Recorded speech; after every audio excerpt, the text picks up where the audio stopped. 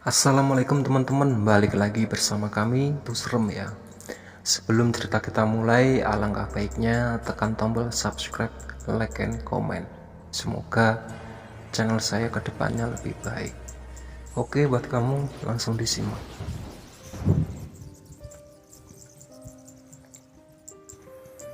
Di desa bukan hal yang aneh, penjual bakso berdagang sampai jam 2 dini hari. Nah, waktu itu karena dagangannya masih sisa berapa mangkok, beliau kebetulan lewat sebuah jalan tanah menuju salah satu desa. Nggak ada pikiran apapun, niatnya hanya berdagang saja, sampai seseorang memanggil, "Bakso." Suara perempuan. Tidak berapa lama terlihat perempuan parasnya cantik, masih muda. Ia memberikan mangkok sembari menunggu si abang menjajakan dagangannya. Diliriknya kaki si pembeli, alhamdulillah nampak tanah, jadi bukan hantu. Sambil basa-basi si abang tanya, "Rumah panjenengan di mana? Kok nggak pernah lihat ya?" Si mbak yang beli menunjuk sebuah rumah dengan teras yang luasnya. Nggak kira-kira di sana berdiri sebuah rumah megah, paling megah pada tahun segitu. Di antara rumah lain di desa ini tidak ada yang tidak kenal rumah itu. Rumah Cipto, begitu orang dulu memanggilnya, karena rumahnya memang memilih keluarga yang paling terpandang, paling kaya sekaligus paling berkuasa di desa itu. Setelah bertanya itu, si penjual bakso kembali basa-basi mulai bertanya, mulai dari siapa mbaknya sampai ke ranah pribadi. Mbaknya menjawab ala kadarnya bahwa ia adalah abdi. Si penjual tidak paham maksud abdi. Yang pikirkan adalah bahwa ia bekerja pada keluarga Cipto tadi. Di tengah obrolan sembari menyelesaikan dagangannya, tiba-tiba si mbak mengatakan sesuatu kepada si penjual. "Besok lewat sini lagi ya bang. Jamnya kalau bisa jam segini lagi. Saya akan beli lagi bang." Setelah itu si mbaknya masuk ke gerbang pagar dan menghilang di balik pintu rumah. Aneh, baru kali pertama seorang pedagang keliling memiliki pelanggan tetap di jam tertentu. Selama hampir 5 hari si abang lewat jalan itu, dan seolah-olah pesan si mbak seperti sebuah tanggung jawab yang harus abang itu penuhi. Bahkan saat dagangannya akan habis, selalu ia sisakan satu mangkok hanya untuk menjual pada si mbak yang bahkan tidak tahu namanya. Di malam yang ke-6 itu, saat melewati tempat itu, si penjual bakso mendengar suara perempuan menangis. Takut, ngeri, suara terdengar sangat sedih. Ingin lari dan kabur, namun terurungkan ketika si abang terpaku melihat di samping pagar. Si mbak rupanya menangis. "Mbaknya menangis kenapa?" Si mbak yang kaget kemudian berpura-pura bahwa ia tidak menangis. Entah apa alasannya untuk meyakinkan abang penjual bakso itu. Meski berbohong, si abang tidak mau ikut campur lebih jauh tentang masalahnya. Singkat cerita, si abang kemudian menjajakan dagangannya. Malam itu ia kasih gratis agar si mbak tidak sedih lagi. Saat itulah si mbak lagi-lagi mengatakan hal yang tidak mengerti. "Besok abang nggak perlu lewat sini lagi, toh saya sudah nggak di sini lagi." Mendengar itu, si abang sebenarnya ingin bertanya, apa si mbak berhenti dari pekerjaannya sebagai abdi, atau ia mau pulang kampung. Namun pertanyaan itu diurungkan. Dan benar saja, di malam berikutnya si mbak tidak lagi untuk membeli dagangannya. Sudah lebih dari seminggu si mbak tidak pernah keluar lagi. Muncul banyak pertanyaan, kenapa si mbak menangis? Kenapa si mbak tidak di sini lagi? Dan entah bandel atau apa, rupanya si abang tetap lewat jalan itu. Sampai suatu malam ketika ia lewat jalan itu lagi, mbaknya muncul, "Bakso." Si abang senang bukan main melihat si mbaknya muncul lagi. Tanpa basa-basi dijajakannya dagangan itu. Namun malam itu si mbak tidak seperti biasanya. Wajahnya murung dan tatapannya terus-menerus menunduk. Tidak hanya itu, bahkan suaranya lebih serak. "Mbaknya sudah kembali ke sini. masih tinggal di rumah itu, Mbak? Mboten, Mas, kata Mbah. Kemudian ia menunjukkan sebuah kebun. Di sana banyak pohon besar, mulai dari mangga sampai jambu yang masih ada di tanah milik keluarga Cipto. Si abang bingung, apa mungkin keluarga Cipto membangunkan rumah untuk si Mbak di tanah itu? Setelah mendapat baksonya, si Mbak pergi, dan benar, dia tidak masuk ke gerbang rumah, tapi menghilang di kebun tadi. Si Masnya langsung kabur. Sesampainya di rumah, si abang gak bisa tidur, terbayang wajahnya si Mbak. Selain itu, bulu kuduknya merinding dan benar-benar gila. Dari sampai rumah si abang ada suara perempuan menangis. Namun, si abang tidak berani memeriksa. Ia terus berdoa dan berdoa sampai tertidur. Siang hari, setelah kulakukan bahan untuk bakso nanti malam, si abang penasaran. Kemudian ia tidak sengaja lewat jalan itu. Tanpa pikir panjang, ia parkirkan sepeda ondanya lalu masuk ke kebun itu. Di sana rupanya hanya ada pohon-pohon yang ditanam campur aduk, tidak apa-apa. Tidak ada apa-apa sampai tercium aroma bangkai. Ketika si abang melihat ke atas pohon mangga, si abang terperanjat melihat si Mbak, tergantung dengan mata terbuka lebar. Lidahnya menjulur keluar, tatapannya seakan melihat si abang. Melihat itu, si abang teriak minta tolong.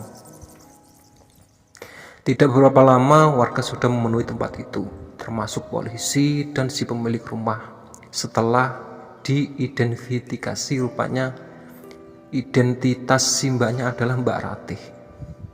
Ia bekerja sebagai penjaga anak yang sudah hilang 1 minggu ini lebih. Pihak Pak Cipto mengira Ratih pulang. Tahu di mana kejanggalannya? Yang membuat si abang gaguk dan mengatakan apa-apa, selain semalam si abang melihat si Mbak membeli bakso miliknya. Waktu antara hilang dan ditemukan meninggalnya tidak cocok. Karena menurut pihak kepolisian, si Mbak kemungkinan sudah meninggal antara kurun waktu 2-3 hari.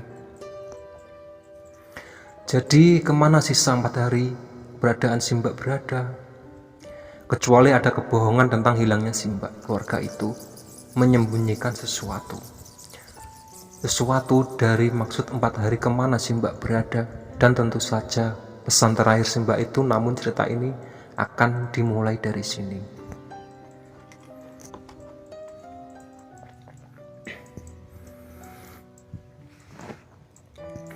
Cerita ini dimulai bukan untuk menceritakan kematian perempuan itu, melainkan menceritakan teka-teki dari seorang yang menjadi saksi berbagai hal yang membingungkan, bahkan mengerikan yang ia temui selama mengabdi pada keluarga Cipto.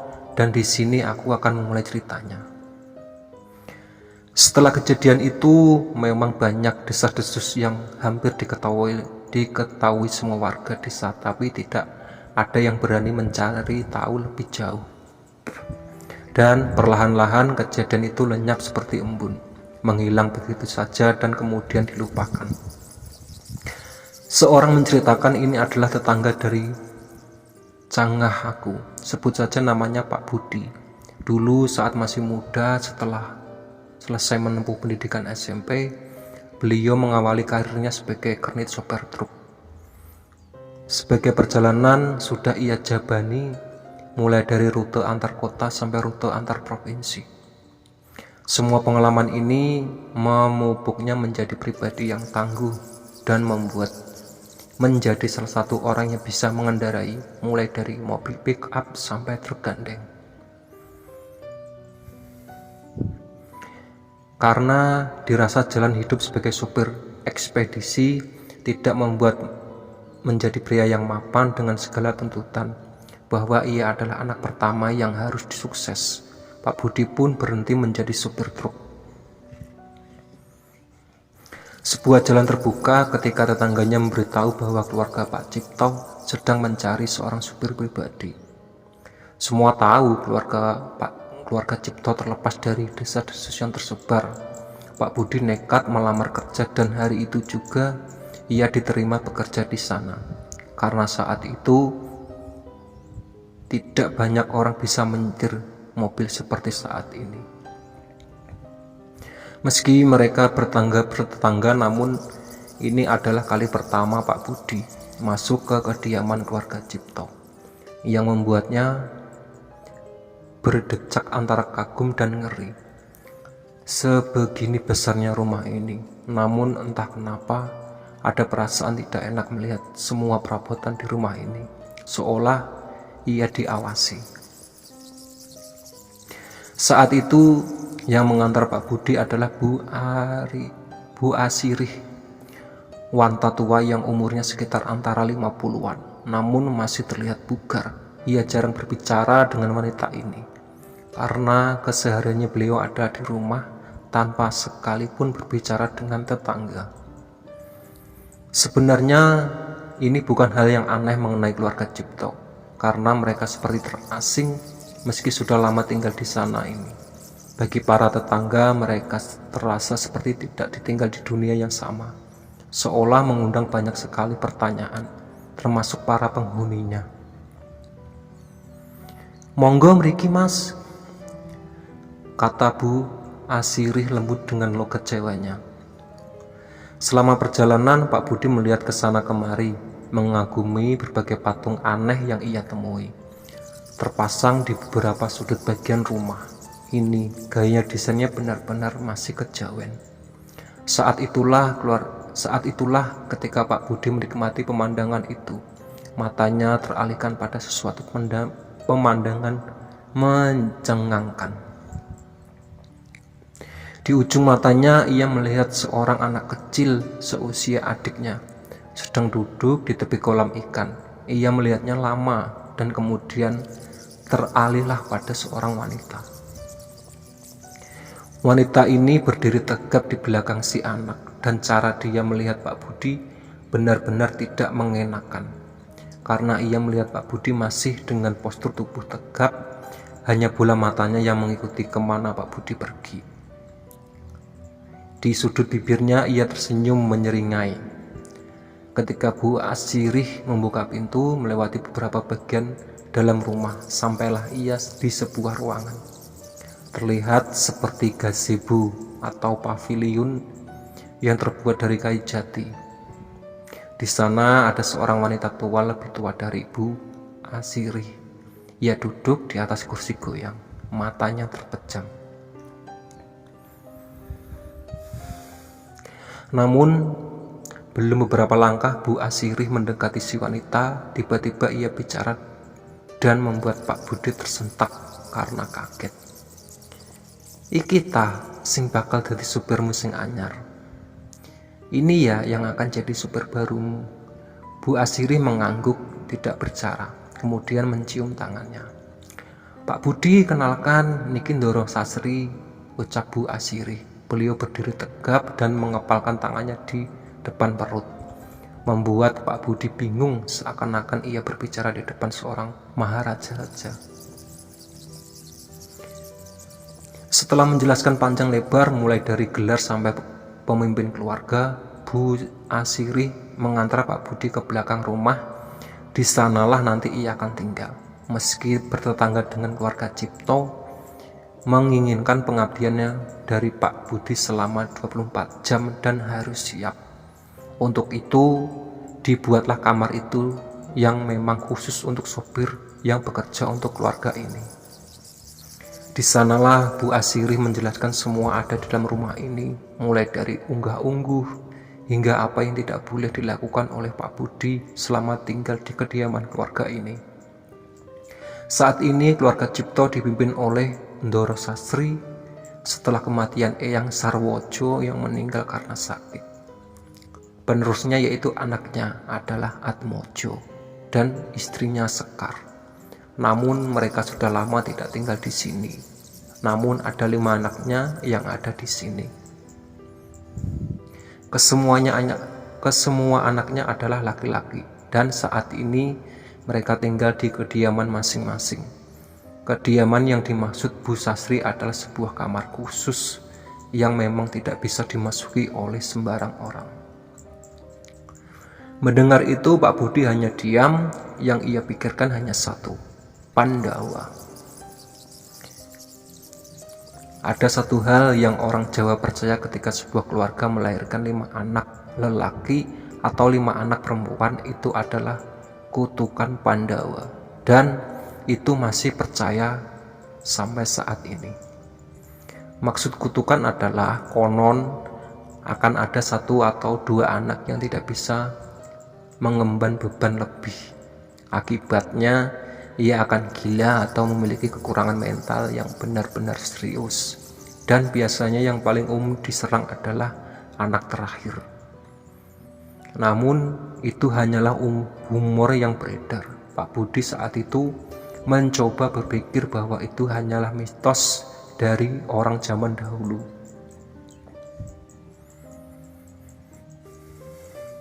Namun sepertinya hal itu juga berlaku pada keluarga ini. Setidaknya itu yang akan Pak Budi lihat dengan mata kepala sendiri. Selain 5 anak yang tinggal di rumah ini, ada lagi yang Pak Budi harus tahu, bahwa setiap anak memiliki penjaga khusus untuk mereka satu persatu, dan biasanya mereka dipanggil dengan Dayang Abdi, dan setiap Dayang Abdi akan menjadi 1 anak. Semua Dayang Abdi adalah seorang perempuan. Semua yang Bu Asirih ceritakan membuat Pak Budi teringat pada perempuan yang ia lihat tadi. Apakah anak kecil itu adalah salah satu dari 5 anak itu? Bila benar, maka perempuan yang ada di belakang adalah. Selain memberi penjelasan tentang itu, Bu Asirih juga menjelaskan tentang hal lain. Semua tempat yang tidak boleh Pak Budi datangi. Yang paling dekat dengan kamar Pak Budi adalah sebuah tempat sanggar cayang, sebuah bangunan yang hampir sama seperti gazebo, namun ada di seberang. Bangunannya bisa dilihat langsung dari kamar Pak Budi. Jaraknya tidak terlalu jauh, namun setiap dipandang entah terlihat menakutkan sekali, seolah ada yang berdiri di pelataran gazebonya. Ada satu hal lagi yang membuat Pak Budi merasa asing saat berdiri sini adalah aroma, entah sadar atau tidak, aroma Bu Asirih tercium seperti aroma pandan, mengingatkan pada sosok kuntilanak yang sudah sering ia dengar di desa. Namun mulai hari ini ia akan sering bertemu beliau.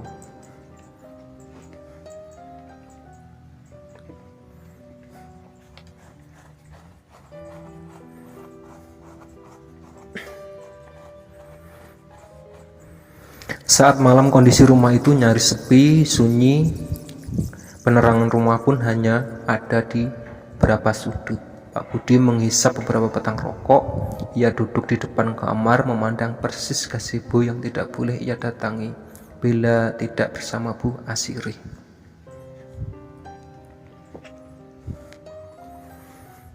Entah kenapa, entah karena bosan atau apa, Pak Budi berjalan mau melihat keseruan rumah ini.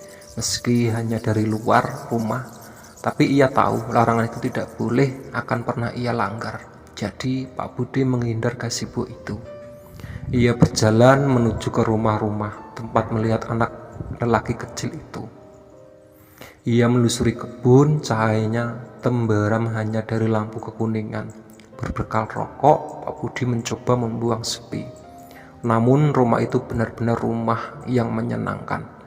Sejak awal tiba di sini, Pak Budi masih merasakan bila ia seperti sedang diawasi. Setelah menempuh jalan setapak di kebun, sampailah ia di kolam itu. Ada pohon di sampingnya, lengkap dengan kursi kayu di sampingnya. Di sanalah ia melihat perempuan itu berdiri. Pak Budi kemudian duduk, pandangannya tertuju pada kolam itu. Lama ia duduk di sana, tiba-tiba seorang mendekatinya. "Mas," kaget Pak Budi langsung terbalik dan mendapati perempuan itu memandangnya. Masih dengan tatapan tidak mengenakan itu, seolah-olah tanpa ekspresi yang membuat bulu kuduk berdiri. "Masnya baru kerja di sini?" Suaranya sangat dingin. Meski begitu, Pak Budi menjawab sesopan mungkin. Perempuan itu menjawab seadanya. Bahkan ia tidak memberitahukan namanya pada Pak Budi. Ketika mereka masih saling berbincang, satu sama lain, tiba-tiba Pak Budi baru menyadarinya.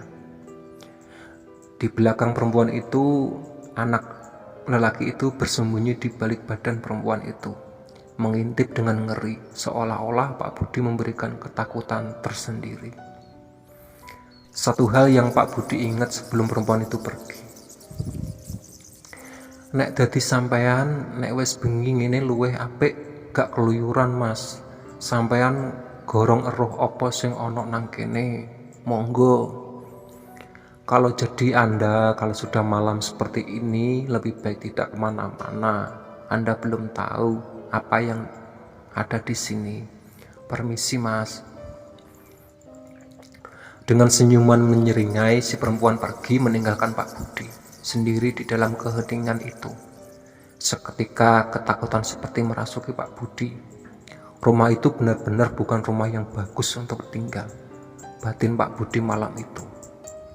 Tidak ada yang bisa diajak bicara layaknya manusia dengan manusia di lingkungan rumah ini kecuali dengan Pak Sasongko.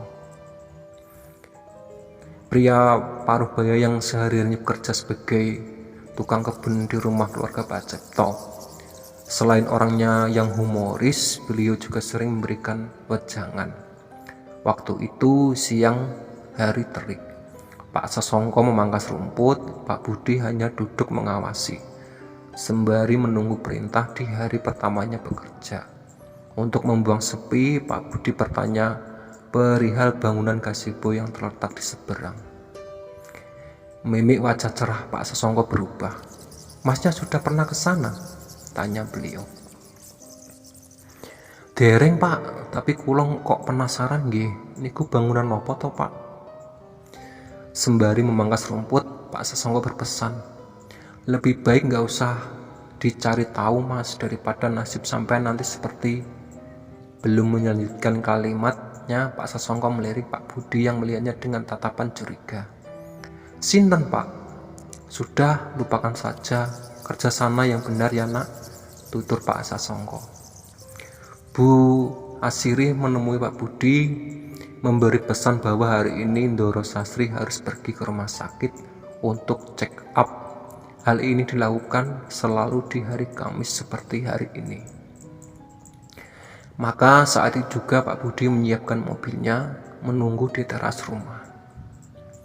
Sebenarnya Ndoro Sastri masih bisa berjalan, namun langkahnya tertatih dan harus dibantu oleh tongkat kayu yang selalu menemaninya. Rambutnya disanggul, meski warnanya sudah memutih, namun di riasan beliau masih memperlihatkan sosok wanita yang sangat berkarisma. Berangkat Le, perintah beliau. Saat itu juga Pak Budi langsung menginjak gas mobilnya perlahan. Ia meninggalkan rumah itu. Entah perasaan macam apa itu. Ketika keluar dari rumah itu, terasa hati menjadi lega, seolah rumah itu membuat Pak Budi tidak nyaman. Le, kerasan karo griya mungkih. Griya mungkih itu adalah sebutan untuk rumah itu. Tidak banyak yang tahu. Bahkan warga desa itu sendiri termasuk Pak Budi bila tidak diberitahu oleh Bu Asiri tentang sejarah rumah itu. Rumah turun-temurun dengan adat yang masih terjaga. Kerasan Ndoro, kata Pak Budi. Panggih Bu saja, awakmu Gu Arisi, paham yo Le, tutur Ndoro Sastri. Pak Budi pun mengangguk. Sosok Ndoro Sastri benar-benar berwibawa. Terlepas dari usianya yang sudah renta, beliau masih membuat segan siapapun yang beliau ajak bicara. Kurang lebih 2 jam Pak Budi menunggu, akhirnya Ndoro Sastri keluar. Ketika sudah masuk ke dalam mobil, Pak Budi bertanya, apakah mau langsung pulang atau mampir ke suatu tempat dengan tatapan tegas. Ndoro Sastri memberikan sebuah alamat. Saat melihatnya, Pak Budi terhenyak sesaat. Kita kesini Bu. Ndoro Sastri mengangguk tanpa pikir panjang. Pak Budi pun melesat di tempat itu. Saat sampai di sana, ada beberapa orang yang seperti menunggunya. Pak Budi membantu majikannya turun dari mobil, menggandengnya dan menuju sebuah kamar di gedung itu. Tempat itu adalah Tempat ini kurang dikenal di kalangan masyarakat, namun di kalangan staf medis di kota ini semua tahu itu adalah tempat rehabilitas trauma atau kejiwaan, tempat yang tentu membuat Pak Budi penasaran setengah mati. Setelah menelusuri koridor panjang, terlihat seorang perempuan. Dari cara berdirinya, ia menyerupai perempuan di rumah Gria Mungki. Hanya saja yang ini wajahnya lebih tegas lagi. Entah kenapa ada ekspresi ketakutan dari cara memandangnya. Ia membungkuk kemudian membuka pintu. Beliau di dalam, Ndoro. Cara berbicaranya pun gemetar. Tidak menjawab, Ndoro Sastri langsung masuk. Di dalamnya ada seorang pria berkisar di usia 20-an. Hanya saja sikap dan perilakunya aneh. Ia hanya duduk, matanya kosong, memandang ke tembok.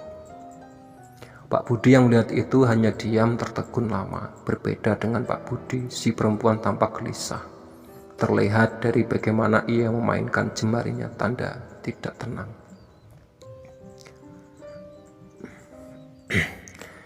Ketika si lelaki tak dikenal itu melihat Ndoro Sastri, ia menjerit. Matanya melotot, ketakutan ia beringsut mundur. Ceritanya juga terdengar aneh. Tidak seperti jeritan ketika seseorang berteriak ketakutan atau panik. Ceritanya tambah sumbang. Si perempuan yang sedari tadi melihat seperti ingin masuk ke ruangan itu, namun ia ketakutan juga. Hal yang terakhir yang diingat Pak Budi adalah Ndoro Sastri memeluknya.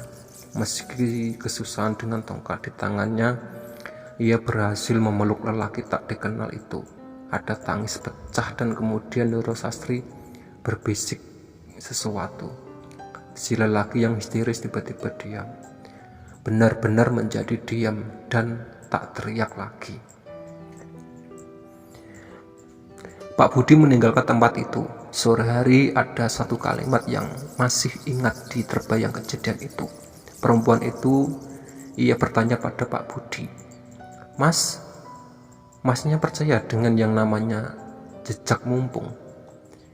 Masnya belum tahu, lebih baik cari kerajaan lain saja, Mas. Saat itu Pak Budi masih belum paham maksud kalimat jejak itu. Jadi hampir setelah kejadian itu Pak Budi terus terbayang-bayang. Setelah pekerjaan itu selesai, Pak Budi mencoba melupakannya. Ia tidak tahu siapa lelaki itu. Siapa perempuan yang menyerupai Dayang Abdi atau apapun itu? Belum. Setelah hari mulai petang, Pak Budi menunaikan sholat di kamarnya. Mungkin karena tidak fokus atau apa, selama sholat ia merasa ada wajah wanita tua terbayang-bayang di setiap Pak Budi mencoba khusyuk. Namun itu belum seberapa dibandingkan suara tertawa yang khas seperti terdengar meski hanya sayup lirih, membuat Pak Budi teringat-ingat.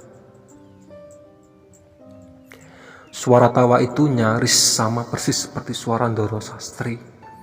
Ya, suara itu terdengar tepat seperti ada di belakang Pak Budi. Tepat setelah Pak Budi selesai menunaikan sholat, ia terkejut, bahkan tercekat mendengar suara pintu kamarnya diketuk. Dengan was-was Pak Budi membuka pintu. Ditemuilah Bu Asiri melihatnya. Ndoro ingin ketemu Mas, monggo jenengan kula anterke. Bingung, Pak Budi izin berganti sarungnya untuk mengenakan celananya. Setelah selesai, Pak Budi mengikuti Bu Asiri. Seperti sebelumnya, tidak ada percakapan antara mereka berdua. Seolah Pak Budi dibiarkan tenggelam sendirian. Kali ini Bu Asiri menuntunnya masuk lebih jauh ke dalam rumah. Seolah kali ini adalah langsung di mana Ndoro Sastri menghabiskan malamnya. Di tengah perjalanan, tanpa sengaja mata Pak Budi menatap sosok anak kecil yang ia temui tempo hari. Anak itu menatapnya kosong. Ia menatap dari seberang sebuah ruangan sebelum Pak Budi terpaku pada caranya melihat si perempuan yang selalu bersamanya. Tiba-tiba muncul, menarik anak itu dan menutup pintunya. Suasana rumah itu benar-benar membuat Pak Budi terasing sendirian. Sesampai di kamar, Ndoro Sastri seperti sudah menunggu. Ia duduk di kursi goyangnya, di depannya ia membawa sebuah buku.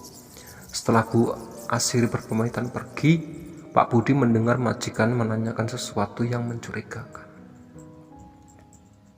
"Le, ibu takok yo, awakmu sholat?"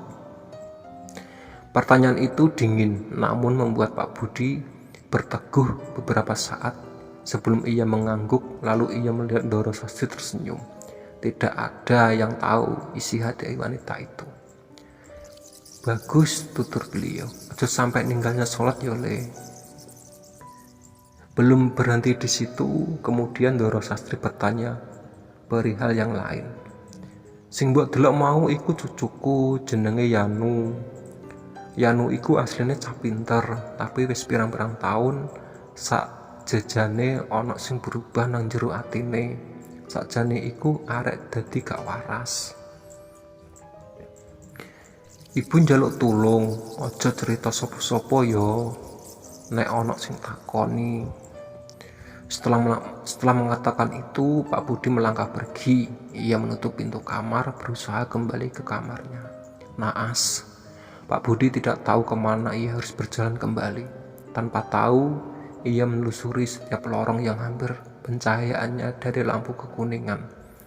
Banyak pintu yang sama yang Pak Budi lihat. Manakala ia menuruni anak tangga, Pak Budi terhentak saat melihat anak lelaki lain. Yang ini terlihat seperti versi dewasanya anak kecil yang Pak lihat, Bu Budi lihat. Anehnya lelaki ini hanya melihat Pak Budi saja, seperti patung. Tatapannya tidak kalah mengenakan dari tatapan semua yang pernah Pak Budi lihat di rumah ini. "Mohon maaf," kata Pak Budi, bingung setengah takut. "Saya sopir baru di sini. Bila boleh bertanya, kemana saya harus kembali ke..." Belum selesai mengatakan, si lelaki menunjuk sebelah pintu. Ia tidak menjawab kalimat Pak Budi, dan di belakang lelaki itu, laki-laki ada perempuan lain. Perempuan itu sama diamnya, hanya pergerakannya Pak Budi melalui bola matanya. Benar saja, pintu itu langsung menuju ke teras rumah. Tanpa pikir panjang, ia pun kembali ke kamarnya. Lelah dengan semua yang ada di rumah ini. Setelah 1 minggu bekerja di rumah ini, Pak Budi mulai tahu siapa anak lelaki yang ada di rumah ini. Dimulai dari anak kecil itu hingga anak lelaki yang Pak Budi lihat pada malam itu, semuanya adalah cucu dari Ndoro Sastri. Namun meski begitu, Pak Budi belum paham apa yang terjadi pada mereka semua dan apa alasannya mereka tampak sangat misterius seperti itu. Yang pertama adalah anak kecil itu, ia sering menghabiskan waktunya bermain di kolam ikan bersama perempuan yang menjaganya. Namun bila dilihat dengan seksama, anak itu lebih sering merangkak dibandingkan berjalan dengan kedua kakinya. Tidak hanya itu yang Pak Budi lihat. Tulang kaki dan tangannya tampak berbeda bila dibandingkan dengan tulang anak seusia yang lebih besar. Ia seperti terjebak dalam tubuh yang kurus, meski warna kulit kuning langsatnya mengamburkan kejanggalan itu.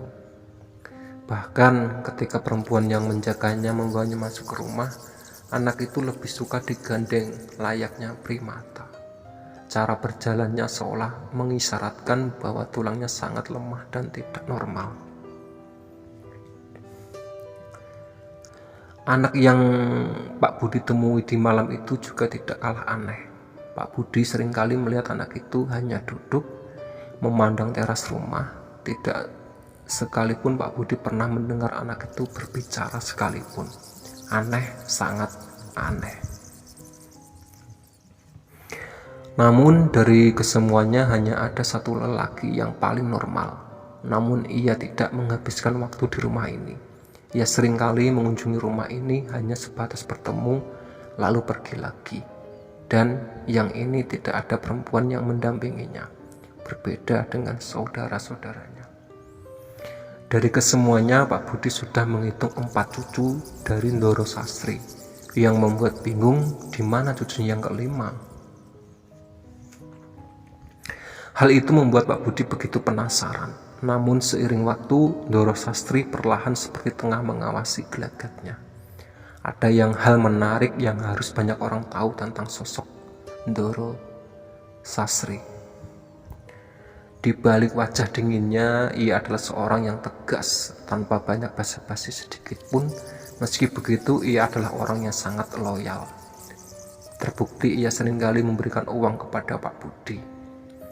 Meski Pak Budi tidak meminta, tidak hanya uang, ia seringkali memberikan barang saat ia berkunjung ke sebuah tempat. Bahkan Pak Budi merasa bahwa Ndoro Sastri adalah orang yang kaya raya yang tidak sombong dengan harta dan pencapaian keluarganya. Namun tetap saja tidak ada yang tahu isi hati manusia, terlebih saat kejadian di malam itu. Satu minggu sebelum malam itu, Bu Asirih menemui Pak Budi. Beliau mengatakan bahwa Ndoro Sastri ingin bertemu, dan saat itu beliau menunggu di gazebo atas lantai 2.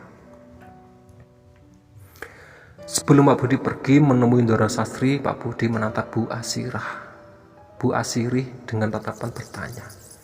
Bertanya-tanya akan malam sebelumnya, di mana tanpa sengaja Pak Budi melihat Bu Asirih pergi ke pondok atau gazebo yang dilarang. Namun Pak Budi hanya mengintip dari celah jendelanya. Tidak hanya itu, Pak Budi begitu tertarik dengan apa yang dibawa Bu Asirih. Sebuah sesajen lengkap dengan aroma dupa yang sudah dibakar. Semenjak saat itu, Pak Budi semakin yakin ada yang disembunyikan di rumah ini. Ketemulah Pak Budi sama seperti sebelumnya Ndoro Sastri, hanya duduk di atas kursi goyangnya. Melihat Pak Budi, ia mengisyaratkan senyuman, kemudian menyuruh Pak Budi untuk duduk. Dengan suara tegasnya yang terdengar seperti orang-orang tua kebanyakan, Ndoro Sastri bicara. "Le, minggu ngarep terne ibu yo nang gunung. Paling engko nginep nang kono. Isuk yo." "Nginep pirang dinten nggih, Bu?" "Isuk 3 dino, isuk 2 dino, tergantung urusane mari po durung." "Nggih, Bu, saged," tutur Pak Budi. Namun di kepalanya ia bertanya, urusan apa ia harus pergi ke tempat semacam itu? Tidak ada apa-apa di sana. Bahkan itu bukan gunung yang menjadi objek wisata.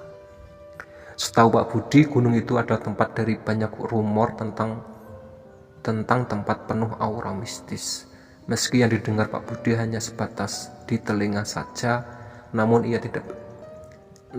tidak berhak mempertanyakan apapun terhadap majikannya, terhadap Ndoronya, karena ia bekerja kepadanya. Meski begitu, pikiran itu tidak bisa hilang begitu saja. Bersiap untuk pamit, Pak Budi melangkah pergi, namun Ndoro Sastri menghentikan sejenak.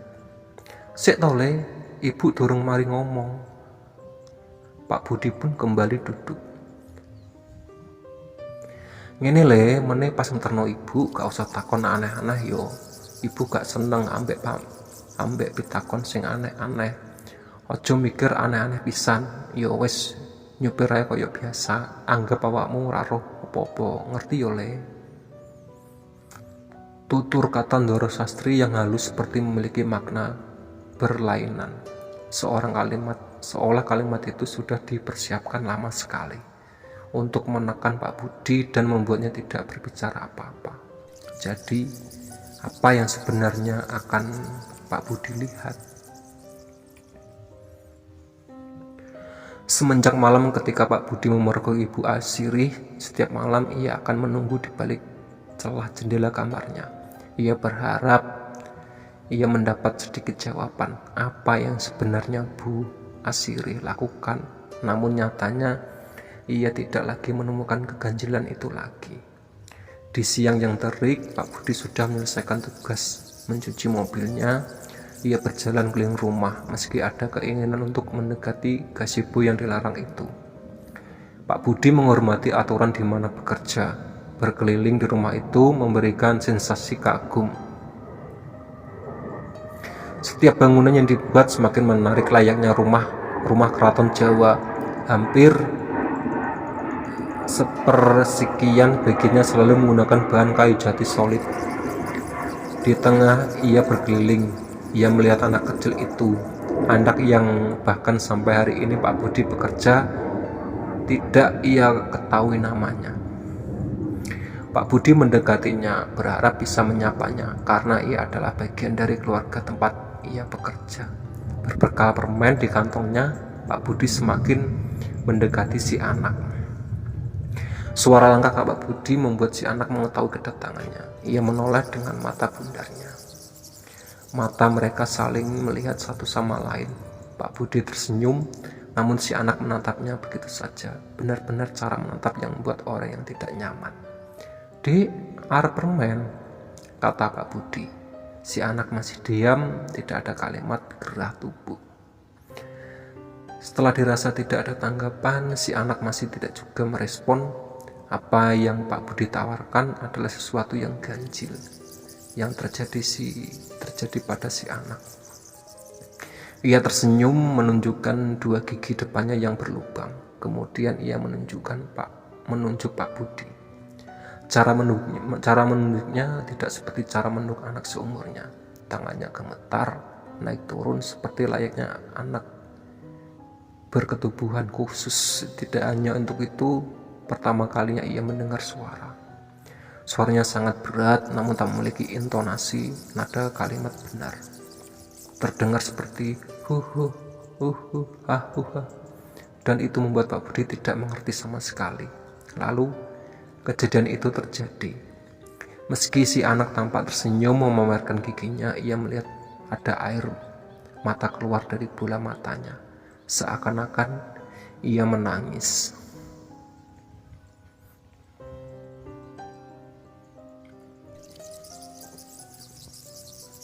Menangis dengan ekspresi wajah tersenyum. Lalu si anak membenturkan kepalanya ke lantai keras sekali. Hanya itu yang membuat Pak Budi berlari menghentikan si anak. Ia tidak tahu saat memegang si anak itu meronta meminta Pak Budi melepaskannya. Kuat sekali cengkraman anak itu. Hal yang Pak Budi ingat adalah ia melihat perempuan yang menjaga si anak datang dengan ekspresi kaget, melepaskannya Pak Budi dari si anak dan membawanya pergi. Sebelum pergi ada tatapan marah di wajah si perempuan kepada Pak Budi. Hal itu membuat Pak Budi bingung.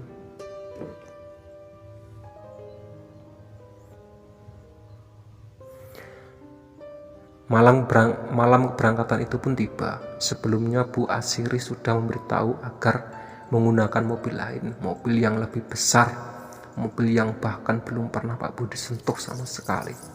Hal itu tidak menimbulkan kecurigaan apapun. Tidak sampai ia tahu siapa saja yang pergi. Malam ini Pak Budi sudah memarkirkan mobilnya di halaman rumah, menunggu kedatangan Ndoro Sastri. Dari jauh Pak Budi melihat dengan mata kepala sendiri. Si anak kecil melihat dari jauh di belakang. Ada perempuan, tatapan mereka dingin. Tidak hanya itu, pemandangan lain terlihat dari lantai 2. Pak Budi bisa melihat dengan jelas anak lelaki yang lain. Ia menatap sama dinginnya sama, seperti anak si kecil dari salah satu kamar di lantai 2. Seakan-akan mereka memberi salam perpisahan kepada Pak Budi. Tidak berapa lama Ndoro Sastri keluar. Ia dibantu oleh Ibu Asiri. Melihat itu Pak Budi segera membantu masuk ke mobil. Ndoro Sastri mengenakan kebaya putih dengan terusan sewek. Dari gaya busananya seolah Ndoro Sastri akan menghadiri perjamuan. Tidak ada pertanyaan terlontar dari Pak Budi, hanya sekelibat pemikiran liar. Saat melihat penampilan Ndoro Sastri malam itu yang benar-benar terlihat layaknya bangsawan Jawa. "Berangkat sekarang, Ndoro?" tanya Pak Budi yang sudah duduk di bangku supir. Belum mendapat jawaban apapun, tiba-tiba pintu mobil terbuka dan Ibu Asiri melangkah masuk, lalu ikut duduk di samping Ndoro Sastri.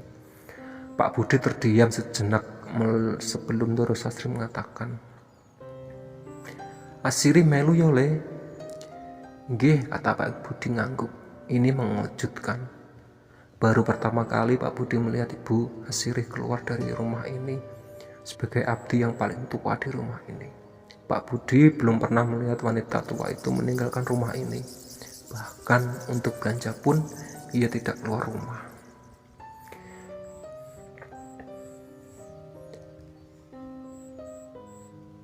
Karena sejatinya Ibu Asiri lebih suka menyuruh abdi lain atau Pak Sasongko, tukang kebunnya, untuk menyelesaikan kewajiban bila harus keluar rumah. Bila dipikir ulang, Ibu Asiri juga misterius, sama misterius dengan keluarga ini. Seakan-akan ada pembatasan dirinya dengan beliau dan tidak dapat menjalin hubungan sebagai sesama pengabdi di keluarga Cipto ini. Namun segera Pak Budi menepis pikiran itu. Mobil pun melaju setelah Ndoro Sastri menyuruh Pak Budi berangkat. Di tengah mobil yang melaju, Ndoro Sastri mengatakan, "Le, mampir dilek nang Yanu yo." Pak Budi ingat dengan nama itu, cucu beliau yang ada di. Tanpa pikir panjang, Pak Budi segera meluncur ke sana. Di luar dugaan, kehadiran mereka seakan sudah ditunggu. Terlihat di lorong tamu gedung itu, Yanu duduk bersama perempuan yang memberi petuah misterius itu agar meninggalkan pekerjaan ini. Sebelum tahu apa itu cecek, yang sampai sekarang belum Pak Budi pahami. Pak Budi hanya menunggu di dalam mobil, sementara Ibu Asri dan Ndoro Sastri pergi menemui Yanu. Ada seperti peristiwa yang menarik saat Pak Budi melihat apa yang terjadi. Ia mendengar lolongan cerita dari Yanu yang membuat bulu kuduk berdiri. Yanu yang sebelumnya ia tahu anak muda berkisar umur 20-an menjerit seperti anak kecil. Tidak diketahui apa alasannya, namun bila diperhatikan dengan seksama, apakah ada hubungannya dengan Bu Asiri?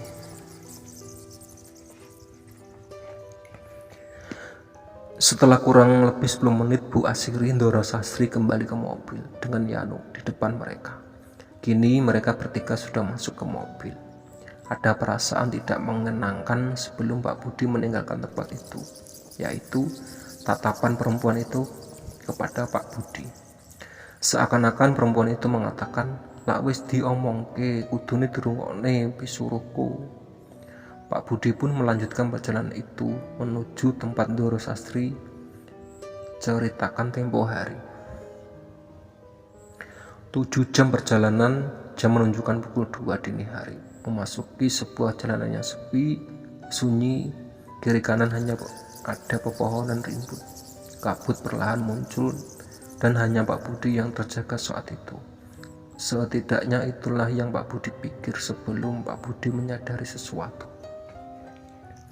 Semua mata di dalam mobil ternyata sama terjaganya dengan beliau.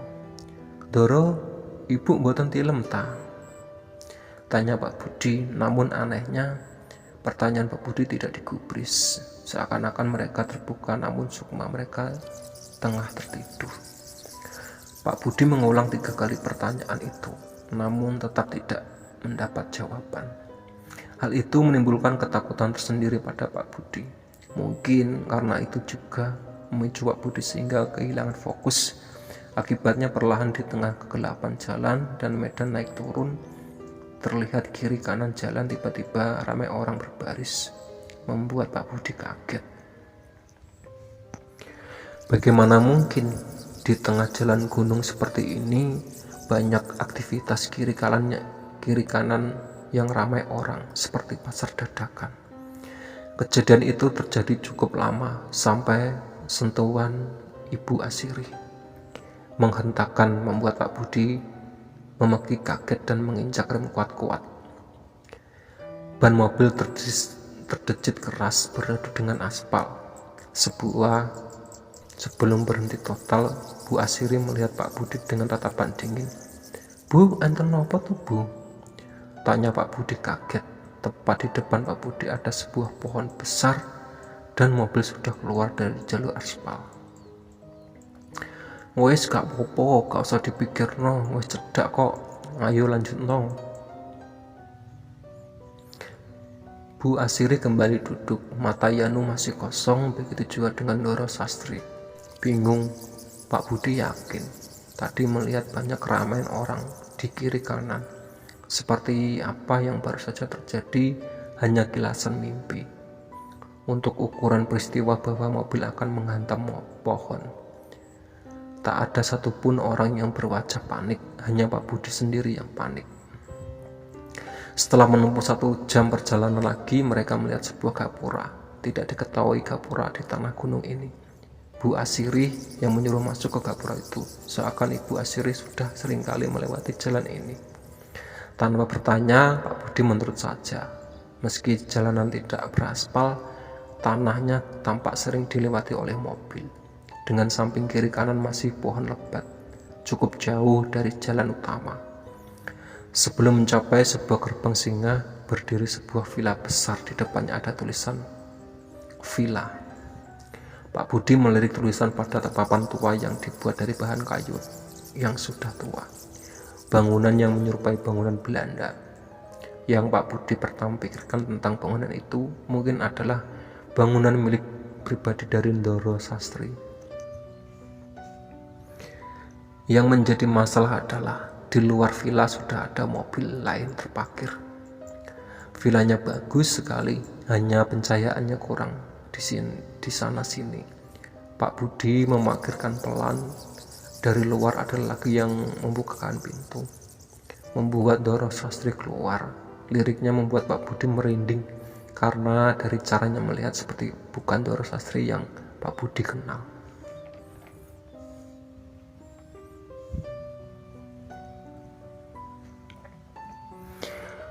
Bukan hanya Ndoro Sastri, Yanu juga dibantu keluar.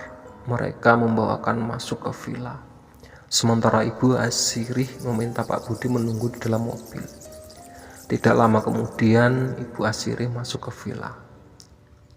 Pak Budi terdiam sendiri, melihat bahwa samping villa hanya ada pepohonan gelap.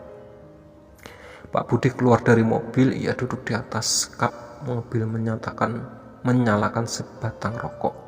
Ia merasa ngeri bila memperhatikan sekitar, masih bingung siapa yang pemilik mobil lain di sini dan apa yang sebenarnya dilakukan majikannya di tempat seperti ini.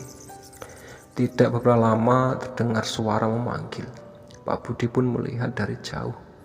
Ibu Asiri memanggilnya, melambaikan tangannya. Pak Budi pun bersiap menuju ke sana. Sebelum ada seorang tiba-tiba keluar dari mobil terparkir. Rupanya sedari tadi dalamnya ada orang lain. Jangan mendekat mas, kata orang asing itu. Logatnya seperti logat orang. Gimana mas? Teman saya yang memanggil. Orang asing itu masih diam, lalu berujar dengan nada bertanya. Yakin itu temanmu yang baru keluar dari mobil mas? Ucapan orang itu membuat Pak Budi bingung. Tepat ketika melihat Ibu Asri lagi, tidak ada orang yang berdiri di sana, hanya lorong villa yang gelap. Di tempat seperti ini, hal seperti itu sudah biasa mas. Anggap saja ada yang ingin kenalan. Pak Budi pun mendekati orang itu. Orang itu memberitahunya kalau dia memang dari kota. Alasannya kenapa dia ada di sini, karena ia baru saja mengantarkan majikannya. Di tengah percakapan itu, Pak Budi tiba-tiba bertanya, tempat apa sih ini mas? Kok pelosok sekali untuk ukuran villa pribadi? Orang itu diam lama, mengamati, kemudian melihat Pak Budi sembari berkata, Anda sopir baru ya? Pertanyaan itu membuat Pak Budi merasa aneh, seolah-olah ia baru saja melontarkan pertanyaan yang salah. Namun Pak Budi menjawab sejujur-jujurnya, nggih mas. Orang itu terdiam lama. Ia menghisap rokoknya dalam sebelum melepaskannya, sampai asap putih mengepul di udara. Seorang bingung dengan apa yang harus dikatakan. Orang itu berkata, Bila belum jauh, lebih baik saja berhenti. Pesan saya cuma itu saja, Mas. Anggap saja itu cara saya kenalan sama Anda. Maksudnya gimana, Mas? Tanya Pak Budi. Dan tiba-tiba seorang menepuk bahu Pak Budi itu adalah Bu Asiri. Seraya melihat dengan tatapan tidak mengenakan. Diceluk ket mau loh kok jawab. Ayo melebu. Pak Budi mengangguk bersiap berpamitan dengan orang itu. Tapi anehnya tidak ada siapapun di sana, hanya Pak Budi sendirian dengan Ibu Asiri yang masih menunggu Pak Budi melangkah ke tempat itu. Golek opo? Pak Budi pun hanya diam sembari berjalan mengikuti. Selama di perjalanan masuk villa, Bu Asiri mengatakan hal-hal yang Pak Budi tidak mengerti tentang unggah-ungguh menjadi abdi sesuatu keluarga, tentang sejarah dan bagaimana adat istiadat dijaga sebuah keluarga, dan berakhir di kalimat sesajen atau sesaji.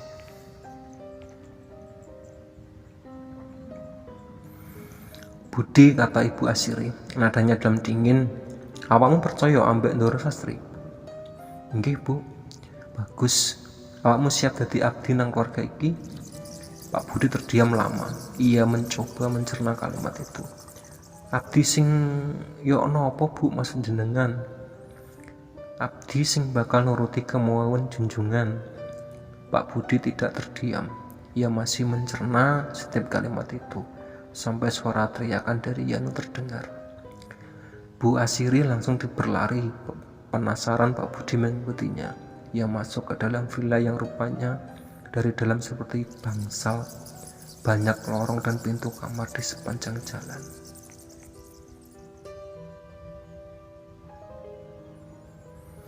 Di dalam begitu lembab sampai Pak Budi bisa mencium bebauan kemenyan di sana sini. Ibu Asiri berhenti di sebuah bangsa kecil setelah menuruti anak tangga. Di sana ada pintu tua dengan kontak dengan besi layaknya pintu penjara. Di dalamnya ada Ndoro Sastri duduk di kursi goyang dengan rambut terurai berantakan yang menutupi wajahnya. Bu Asiri mendekati Ndoro Sastri yang terus-menerus menggoyangkan kursinya. Pak Budi hanya diam termangu melihatnya. Di samping kiri kanan banyak sekali sesajen lengkap dengan bunga dupa di sana sini. Bu Asiri mengambil sekapal bunga 7 rupa dengan telaten menyuapkan ke mulut Ndoro Sastri. Semua yang Pak Budi lihat benar-benar di luar logikanya. Ia tidak pernah melihat hal segila ini di depannya. Sebelum matanya beralihkan pandang sosok dengan kain kafan yang ada di atas ranjang bangsal. Terdengar suara Ndoro Sastri memanggil Pak Budi. Mrene oleh. Ndoro Sastri melambai-lambaikan tangannya yang keriput. Di sampingnya, Ibu Asiri berdiri menatap Pak Budi dingin. Namun mata Pak Budi tertuju pada seongkok kain kafan yang melihat di atas ranjang. Yanu, kata Pak Budi gemetar. Ia tahu itu Yanu yang diikat di atas ranjang. Namun Pak Budi tidak mengerti apa yang terjadi di sini. Anehnya ketakutan Pak Budi dirasakan malah menuntutnya mendekati Ndoro Sastri yang terus melambai-lambaikan tangannya. Gelem dadi abdi simbah yo. Mbah, kata Pak Budi mengulangi. Ndoro Sastri tidak pernah menyuruhnya memanggil simbah. Beliau lebih suka dipanggil ibu, pikir Pak Budi, dan setelah mikiran itu Ndoro Sastri tertawa, membuat Pak Budi menggelidik. Ibu Sastri mendekati Pak Budi, kemudian menuntutnya mendekati Yanu. Ia benar-benar diikat dengan 5 titik tali pocong, sudah menyerupai jenazah. Aduh sono yo. Tepat di samping ranjang ada sebuah genok atau kendi besar berisi air, lengkap dengan gayung dari batok kelapa. Pak Budi menyiramkan air itu ke tubuh Yanu. Wajahnya ditutup dengan kain sehingga kemungkinan ia kesulitan untuk bernafas. Air yang disiramkan terdapat bunga 7 rupa. Tidak hanya itu, Di bawah ranjang rupanya ada sepotong ayam cemani yang kepalanya sudah dipenggal. Tidak mengerti, namun Pak Budi menurut saja. Ia begitu ketakutan malam itu. Oke ya, itu tadi cerita dari Sesajen. Nanti disambung part 2 ya. Sebelum cerita aku akhiri, alangkah baiknya tekan tombol subscribe, like, dan komen. Semoga channel saya kedepannya lebih baik. Oke, buat kamu, assalamualaikum warahmatullahi wabarakatuh. Bye bye.